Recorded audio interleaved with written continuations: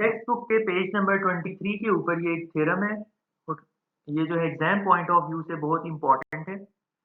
इसके प्रूफ को स्टार्ट करने से पहले ज़रा हमें इसकी पीछे जो लॉजिक वर्किंग करती है इस फॉर्मूले के बिहाइंड, उसे हमें अंडरस्टैंड करना चाहिए। देखें, अगर ये जो गिवन लिमिट हो, आपके पास कोई बाइनोमियल एक्सप्रेशन मौजूद हो, जैसे 1 प्लस 1 ओवर n, और इसकी पावर इन्वॉल्व हो जाए जैसे n।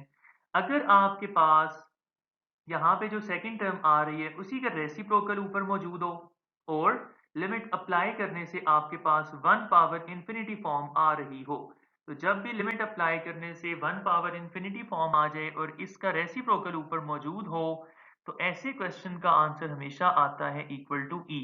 ये दोनों कंडीशंस फुलफिल होनी चाहिए, रेसिप्रोकल वाली और 1 पावर इंफिनिटी फॉर्म वाली, तब आंसर इक्वल टू ई आएगा।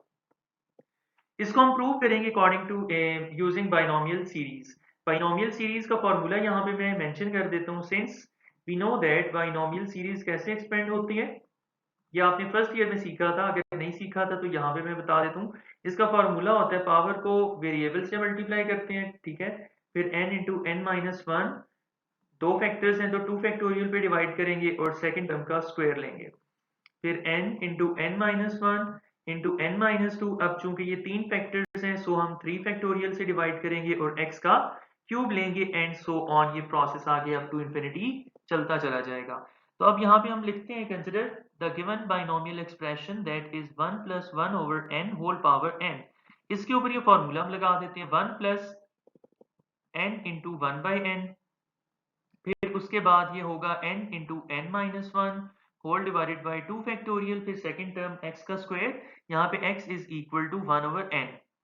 इसी तरह फिर आगे आएगा n into N minus one n minus two whole divided by 3 factorial into x cube, और x इक्वल लेना है 1 बाई n के, एंड सो ऑन। बस पावर 3 तक लिखेंगे, यहाँ तक एनफ होगा। अब आप जरा देखें, यहाँ सिंप्लीफिकेशंस होंगी, ये n के साथ कैंसिल होगा तो बाकी 1 बचा। इसी तरह आपके पास यहाँ पे ये जो 2 फैक्टोरियल है इसको हम एक साइड पे लिख लेते हैं, 2 फैक्टोरियल, और बाकी देखें आप जरा, हमारे पास यहाँ पर क्या बनेगा, इसको अंदर ले जाएं मल्टीप्लाई करवा दें तो ये हो जाएगा n square minus n one जार n, और ये क्या होगा 1 ओवर n स्क्वायर हो जाएगा। इसको इसके नीचे हम ऐसे मेंशन कर देते हैं। इसी तरह यहाँ पे आपके पास 1 ओवर 3 फैक्टोरियल को हम एक साइड पे शिफ्ट कर देते हैं, रीअरेंज कर देते हैं, और न्यूमरेटर में आप जरा देखिए कि हम इसको n स्क्वायर को अंदर मल्टीप्लाई करवा देते हैं किसी एक ब्रैकेट के साथ, या फर्स्ट के साथ या सेकंड, किसी एक के साथ मल्टीप्लाई होना होता है, और 1 ओवर n क्यूब हो जाएगा। बल्कि जैसे पहले लिख रहे हैं हम इसको भी वैसे ही लिख देते हैं एज इट इज डिनोमिनेटर में।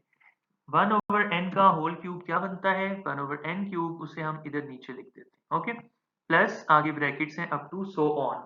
अब हमने यहाँ पर क्या करना है, थोड़ी सी और सिंप्लीफिकेशन करनी है, देन हम लिमिट अप्लाई करेंगे। 1 over 2 factorial as it is लिखा, ठीक है। अब न्यूमरेटर में से आप n स्क्वायर को कॉमन निकालें। यहाँ पे जरा रफ वर्क में मैं एक्सप्लेन कर देता हूँ, आप देखें ये वाला फैक्टर है, इसको मैं एक्सप्लेन करता हूँ, बाकी भी एज इट इज होंगे। न्यूमरेटर में से n स्क्वायर जब कॉमन निकालेंगे तो 1 बनेगा, और इसके बाद जो n स्क्वायर नहीं होता उसके डिनोमिनेटर में एक n चला जाता है, और नीचे ऑलरेडी मौजूद है n स्क्वायर। ये n स्क्वायर से कैंसिल होगा तो यहाँ पे बचेगी resulting value 1 minus 1 over n। अब डायरेक्टली इसके साथ मैं लिखूंगा 1 minus 1 over n। Similarly following the same way यहाँ पे भी हम ऐसे ही करेंगे। इसको भी मैं रफ वर्क में लेजर से एक्सप्लेन कर देता हूँ। आप देखें जरा कि इस जगह पे जो है n स्क्वायर कॉमन निकाल लेते हैं, तो ये बनेगा 1 माइनस 1 बाई n।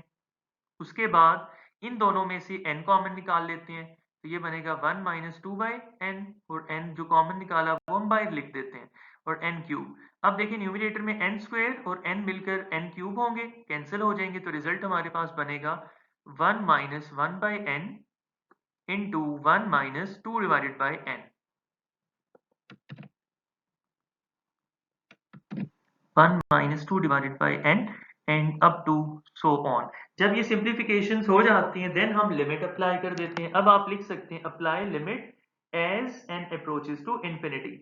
इधर लेफ्ट हैंड साइड पे भी ये लिमिट अप्लाई होगी, as n approaches infinity 1 plus 1 divided by n, और इसका रेसिप्रोकल पावर में इक्वल टू, तो 1 प्लस 1 ये कांस्टेंट है, इनके ऊपर अप्लाई नहीं होगी लिमिट, लिमिट अप्लाई करना हम सीख चुके हैं कि जहां जहां n आ रहा है वहां वहां हम इन्फिनिटी लगा देंगे, positive infinity. Same is the case hair, 1 minus 1 divided by n की जगह इधर भी इन्फिनिटी पुट होगी, 1 माइनस 2 डिवाइडेड बाई इन्फिनिटी आ जाएगी।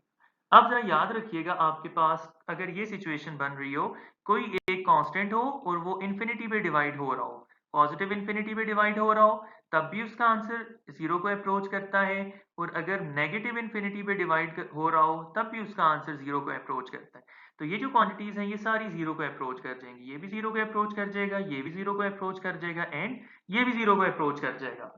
तो यहाँ पे हमारे पास क्या रिजल्ट बनेगा, ये बनेगा 1 प्लस 1, 1/2 फैक्टोरियल बन जाएगा ये, क्योंकि ये तो हो गया ना 1 minus zero, 1 minus zero is 1, 1 into 1/2 factorial is again 1/2 factorial. इसी तरह ये सारी टर्म्स खत्म हो जाएंगी और ये फैक्टोरियल्स वाली टर्म्स बाकी बच जाएंगी हमारे पास।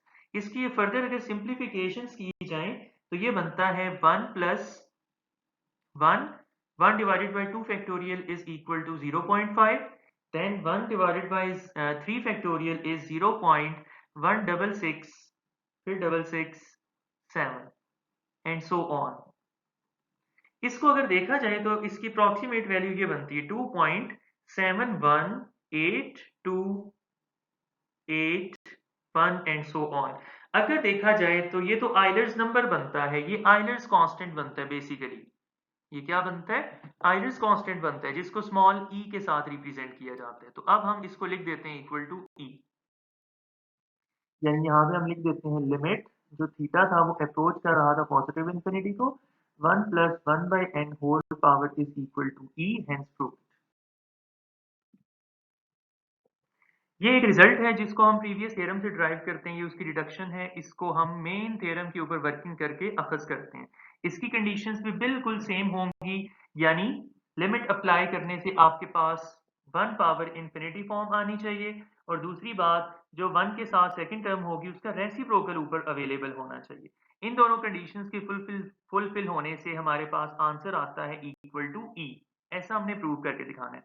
तो सबसे पहले जो प्रीवियस हमने मेन थ्योरम अभी प्रूव किया है, प्रूव करके आए हैं, उसको जरा हम अपने सामने लिख लेते हैं, उसी के ऊपर वर्किंग करेंगे और इस रिजल्ट को हम प्रूव करके दिखाएंगे। हमने प्रूव किया था limit n approaches to positive infinity whole power n अगर हो तो इसका आंसर आता है इक्वल टू e। अब इसके ऊपर थोड़ी सी वर्किंग करेंगे। आप जरा देखें, चूंकि पावर में रेसिप्रोकल नजर आ रहा है x का, तो हम n को पुट कर देते हैं इक्वल टू 1/x। तो यहाँ से आप क्रॉस मल्टीप्लाई करेंगे तो x की वैल्यू आ जाएगी 1/n। अब जब वेरिएबल चेंज कर रहे हैं हम फ्रॉम n टू x, तो हमें लिमिट भी चेंज करनी पड़ेगी।